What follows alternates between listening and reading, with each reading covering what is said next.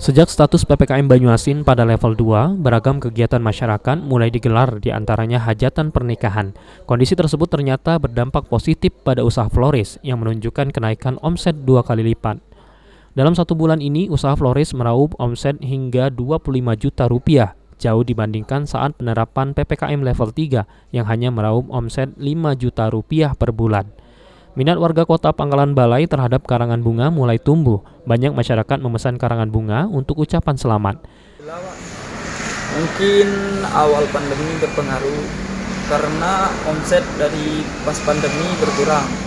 Tapi dari sini lumayan banyak orang yang sudah memasang pesan karang bunga karena sudah diizinkan.